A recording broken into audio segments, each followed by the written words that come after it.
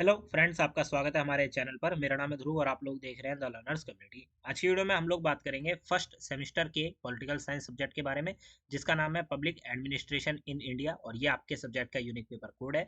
आज की वीडियो बहुत ही ज़्यादा इंपॉर्टेंट होने वाली है, क्योंकि हम आज की वीडियो में आप लोगों के लिए लेके आए हैं मोस्ट रिपीटेड क्वेश्चन, जो कि आपके रिपीट हुए हैं पिछले 4 जो क्वेश्चन पेपर हैं उन क्वेश्चन पेपर्स में। ठीक है, हमारे पास 4 क्वेश्चन पेपर थे। उन 4 क्वेश्चन पेपर में मोस्ट रिपीटेड क्वेश्चन, ऐसे क्वेश्चन जो कि बार बार आप लोगों से पूछे गए हैं, ठीक है, जिनके आने के चांसेस आपके इस वाले एग्जाम में बहुत ही ज़्यादा है। ठीक है, 100% चांसेस है कि ये वाले क्वेश्चन हल्की सी लैंग्वेज चेंज करके या डायरेक्ट ही आप लोगों से सेम क्वेश्चन पूछा जा सकता है। तो काफ़ी ज़्यादा इंपॉर्टेंट वीडियो होने वाली है, आप वीडियो को कंप्लीट देखिएगा। आप लोगों के लिए बेस्ट वीडियो है इस सब्जेक्ट की प्रिपरेशन के लिए। और अगर आपको इन क्वेश्चंस के आंसर भी चाहिए तो आप लोग प्लीज़ कॉमेंट करिएगा। हम लोग आपके एग्जाम से पहले आप लोगों को इनके आंसर्स भी प्रोवाइड करेंगे, ताकि आप लोगों को एग्जाम में आंसर राइटिंग रिलेटेड जो हेल्प है वो भी हो सके। ठीक है, तो इंपॉर्टेंट वीडियो होने वाली है। चलिए वीडियो को शुरू करते हैं। और अगर अभी तक आपने हमारा जो है चैनल सब्सक्राइब नहीं किया, आप लोग फर्स्ट टाइम आए हैं हमारे चैनल पर, फर्स्ट सेमेस्टर के स्टूडेंट है, न्यू है, ठीक है, तो चैनल को जरूर सब्सक्राइब करिए। ऐसी इंपॉर्टेंट वीडियो आपको इसी चैनल पर देखने को मिलती रहेंगी।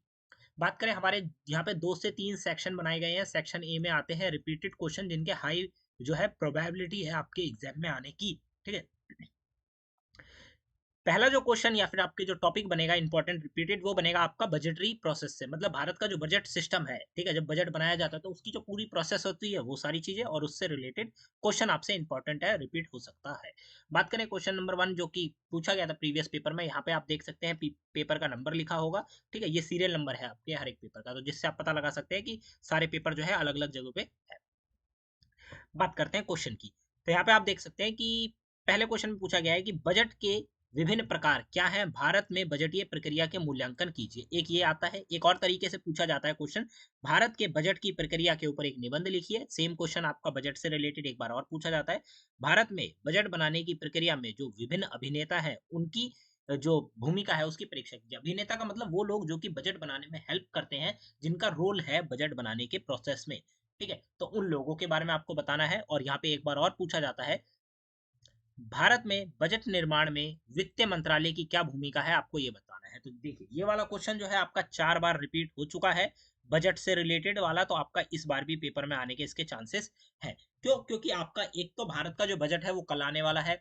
मतलब 1 फरवरी को, अगर मैं ये वीडियो लेट अपलोड हो रही है तो 1 फरवरी को आप लोगों का बजट आने वाला है। ठीक है, तो दूसरा कि बजट वाला क्वेश्चन जो है वो आपका रिपीटेड है, तो इस बार के एग्जाम में भी आपसे पूछा ही जाएगा। ठीक है, तो यहाँ पे आप थोड़ा सा नोट जो है वो भी आप पढ़ सकते हैं कि why it is important for upcoming exam, क्योंकि ये क्या है, एडमिनिस्ट्रेटिव फंक्शन है, appear across paper in variation of types process and roles.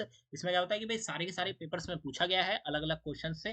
कहीं पे आपसे पूछ लिया गया कि एक निबंध लिख दिए, कहीं पे आपसे पूछ लिया गया कि इनके रोल क्या है, कहीं पे वित्त मंत्रालय का काम क्या है। तो ये क्वेश्चन रिपीट होता ही होता है, तो आप लोगों को इसकी प्रिपेयर करके जाना ही है। ठीक है, यहाँ पे आपका दूसरा रिपीटेड क्वेश्चन बनता है, वो बनता है evaluation and features of civil service in India, all variation of question. ठीक है, अब देखिए, सिविल सर्विस से रिलेटेड भारत में क्वेश्चन आ सकता है। ठीक है, भारत की जो सिविल सर्विस है उससे रिलेटेड क्वेश्चन आ सकता है। देखते हैं क्वेश्चन क्या है।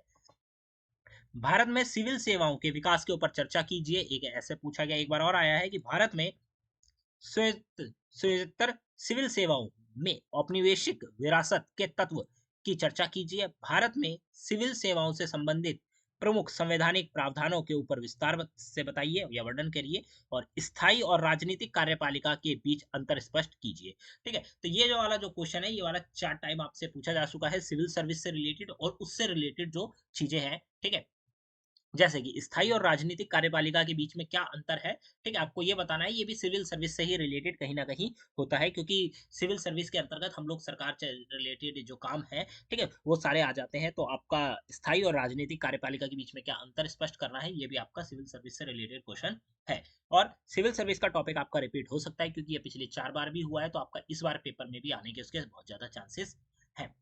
आगे बढ़ते हैं। अगला क्वेश्चन आपका यहाँ पे बनता है, administrative reformation reforms in India, all variation of question. ठीक है, जो एडमिनिस्ट्रेटिव सर्विस है उसको रिफॉर्म करने के लिए, ठीक है, जो अलग अलग टाइप के क्वेश्चन है वो सारी चीजें। अब देखते हैं क्वेश्चन क्या बनता है आपका, कि 2005 के प्रशासनिक सुधार की प्रमुख सिफारिशें क्या थी। 2005 में जो प्रशासनिक सुधार, मतलब प्रशासन में सुधार करने के लिए जो सिफारिशें की गई थी, वो कौन कौन सी सिफारिशें हैं वो बताना है। इसने भारत में प्रशासनिक प्रक्रिया को किस प्रकार प्रभावित किया, ये प्रभाव भी आपको बताना है। ठीक है, ये जो सिफारिशें लगाई गई थी, इन सिफारिशों ने प्रशासनिक प्रक्रिया, जो भारत की प्रशासनिक प्रक्रिया है, उसको किस प्रकार से प्रभावित किया, आपको ये बताना है। आगे यही क्वेश्चन एक बार और पूछा जाता है अलग तरीके से, भारत में प्रशासनिक सुधार के लिए किए गए जो प्रमुख पहले हैं, ठीक है, मतलब पहल का मतलब जो काम किए गए थे, उनके ऊपर आपको एक निबंध लिखना है। ये हो जाता है। एक बार और ये क्वेश्चन आता है कि प्रशासनिक सुधार लोक प्रशासन की जीवन रेखा है, विवेचना कीजिए। ये वाला क्वेश्चन जो प्रशासनिक सुधार से रिलेटेड है, ये आपका 3 बार रिपीट हो चुका है, इस बार भी पेपर में आपके रिपीट होने के इसके चांसेस काफी ज्यादा है। ठीक है, तो इस क्वेश्चन को भी पढ़ के जाइए। आपको क्या पढ़ना है कि भाई कौन सी सिफारिशें की गई थी प्रशासनिक सुधार के लिए, उसके बाद आप लोगों को प्रशासनिक सुधार में आपको क्या लगता है कि क्या क्या होना चाहिए, ये दो तीन चीजें आपको पता होनी चाहिए। आप लोग इजीली जो आंसर राइटिंग है या आंसर को बनाना है वो आप कर पाएंगे। अदरवाइज आप लोगों को ये क्वेश्चन छोड़ना पड़ेगा और आप लोगों के काफी हद तक नंबर जो है वो काट लिए जाएंगे। आगे बात करते हैं, रिपीटेड क्वेश्चन आ जाता है एक, decentralisation and local governance through 73rd 74th amendment, all variation of question. ठीक है, डिसेंट्रलाइजेशन और लोकल गवर्नेंस से रिलेटेड क्वेश्चन आता ही आता है। जैसे 73वें और 74वें संशोधन ने जमीनी स्तर पर शासन की विकेंद्रीकरण की जो प्रक्रिया थी उसको मजबूत किया था। तो इस मजबूत कैसे किया, आपको ये बताना है। फिर एक बार और आता है ये क्वेश्चन कि लोकतांत्रिक विकेंद्रीकरण के विशेष संदर्भ में भारत में पंचायती राज संस्थाओं की जो कार्यप्रणाली है उसका आलोचनात्मक आपको परीक्षण करना है, मतलब उस कार्यप्रणाली के बारे में आपको यहाँ पे बताना है, उसके बारे में वर्णन करना है। ठीक है, लोकतांत्रिक विकेंद्रीकरण का मतलब है कि भाई जो लोकतंत्र व्यवस्था है उसमें सारी की सारी पावर सेंटर में ना होकर सारी की सारी पावर को जो बांट देना, ठीक है, स्टेट वाइज लेवल पे बांट देना, उसके बाद और छोटे लेवल पे उन्हें बांट देना। तो जो लोकतांत्रिक विकेंद्रीकरण के विशेष संदर्भ में आप लोगों को, मतलब लोकतांत्रिक विकेंद्रीकरण को ध्यान में रखकर भारत में जो पंचायती व्यवस्था है उसमें जो संस्थाएं हैं, संस्थाओं की जो कार्य प्रणाली है, उन कार्य प्रणाली के बारे में आपको यहाँ पे बात करनी है। एक बार और ये क्वेश्चन आता है, क्या आप इस बात से सहमत हैं कि ग्रामीण भारत में स्थानीय शासन ने राजनीतिक व्यवस्था में लोगों की बढ़ती भागीदारी को सुनिश्चित किया है? अपने उत्तर के कारण बताइए। आप देखिए, मैं नॉर्मल सी बता देता हूँ, ये हमने प्रीवियस जो क्वेश्चन पेपर की वीडियो डाली थी उसमें भी ये क्वेश्चन है कि आपको बताना है क्या आपको लगता है कि गांव जो है, भारत में जो गांव वाला एरिया है, ठीक है, गांव बस एरिया जो है, वहां पे जो स्थानीय शासन होता है, मतलब होता है ना एक गांव गांव में जो पूरा का पूरा शासन व्यवस्था चलाई जा रही है, ठीक है, वहां की जो पंचायत व्यवस्था होगी, तो पंचायत को अगर हम उदाहरण में ले शासन व्यवस्था के लिए या स्थानीय व्यवस्था के लिए, तो उस व्यवस्था ने, मतलब पंचायती राज ने क्या करा है, राजनीति व्यवस्था में, मतलब राजनीतिक में, पॉलिटिक्स में लोगों की संख्या को बढ़ा दिया है। क्यों? क्योंकि जो लोग शुरुआत में पंचायत में काम करना चाहते थे, अब वो चाहते हैं कि उनकी एक अपनी पार्टी हो या वो किसी पार्टी के सदस्य हो। ठीक है, तो राजनीतिक व्यवस्था में उन लोगों की क्या हुई है, बढ़ती भागीदारी हुई है। तो आपको ये बताना है कि आपको लगता है कि हाँ ये हुई है, हाँ हुई है, मेरे को तो ये लगता है। तो आपको अपने उत्तरों के यहाँ पे कारण भी देने हैं। ठीक है, अब आ जाते हैं अगले क्वेश्चन की तरफ कि लोकतांत्रिक विकेंद्रीकरण क्या है। लोकतांत्रिक विकेंद्रीकरण क्या है, पहले तो आपको ये बताना है। What is democratic decentralisation? 73rd मतलब सॉरी 73वें संविधान संशोधन अधिनियम के संदर्भ में स्थानीय स्वशासन कार्य प्रणाली के ऊपर आपको भी चर्चा करनी है। ठीक है, 73वें जो संविधान संशोधन था, ठीक है, उसके संदर्भ में, मतलब उसको ध्यान में रखकर आपको स्थानीय स्वशासन की जो कार्य प्रणाली है उसके ऊपर आपको बात करनी है। तो ये हो जाता है आपका क्वेश्चन। ठीक है, आप ये जो नोट मैंने थोड़ा सा यहाँ पे नीचे की तरफ लिख रखा है, आप इसको भी पढ़ सकते हैं। ठीक है, ये वाला जो क्वेश्चन है आपका लोकतांत्रिक विकेंद्रीकरण से और राजनीति में ज्यादातर लोग आए हैं, ठीक है, उनकी भागीदारी जो बढ़ी है उस चीज को सुनिश्चित किया है। तो ये वाला जो क्वेश्चन है ये आपका 4 बार रिपीट हो चुका है। आगे बढ़ते हैं, आगे हमारा एक और टॉपिक आता है कि right to information for transparency and accountability, all variations of question.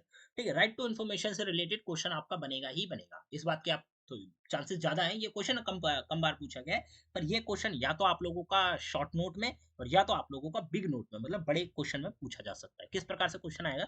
सूचना का अधिकार पारदर्शिता और जवाबदेही सुनिश्चित करने के लिए एक प्रभावी साधन है, टिप्पणी कीजिए। सूचना का अधिकार का समझिए कि भाई आपके पास एक अधिकार है कि आप किसी भी संस्था, किसी भी गवर्नमेंट बॉडी से पूछ सकते हैं कि भाई ये जो काम है, ये कि वो आप किसी भी चीज के बारे में जानकारी मांग सकते हैं, आपके पास एक अधिकार है।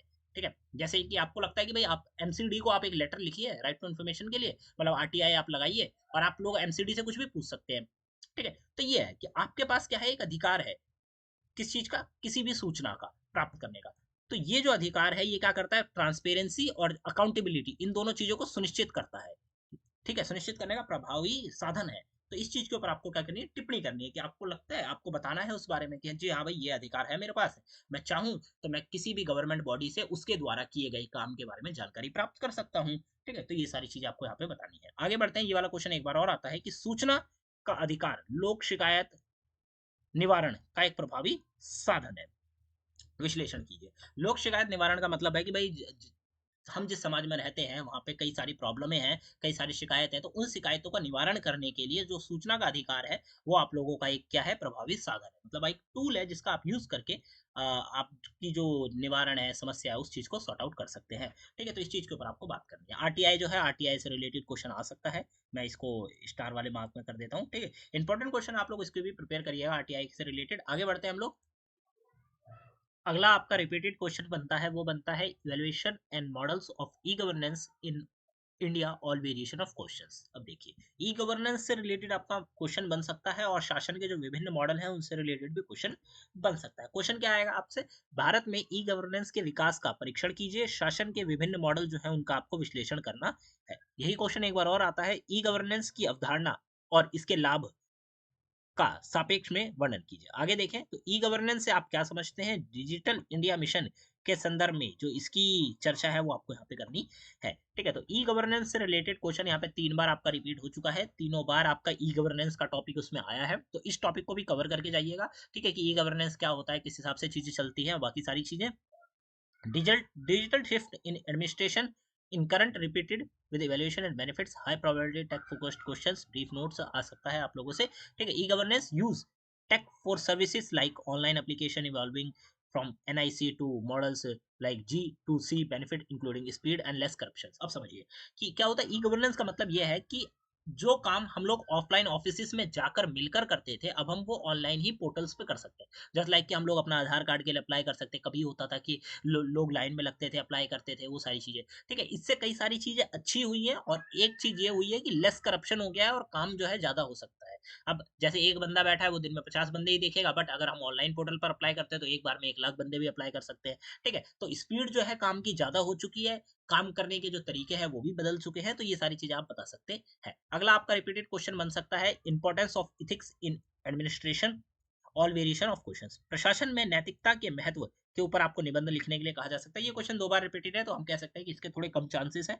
प्रशासन में नैतिकता के महत्व के ऊपर निबंध लिखने के लिए कहा गया। आपको सेम क्वेश्चन रिपीट हुआ है 2 बार। ठीक है, एक इस वाले पेपर में, एक इस वाले पेपर में, तो आप देख सकते हैं। आगे आता है एक बार और आपका जो क्वेश्चन आता है, ठीक है, वो रिपीट नहीं हुआ है, वो आप कह सकते हैं कि सिंगल टाइम पूछा गया है। लोकायुक्त के विशेष संदर्भ में भारत में लोकपाल प्रणाली का वर्णन कीजिए। ठीक है, ombudsman system with reference of Lokayukta all variation of question. ये वाला जो क्वेश्चन है ना, ये इंपॉर्टेंट है, मैं कह सकता हूँ।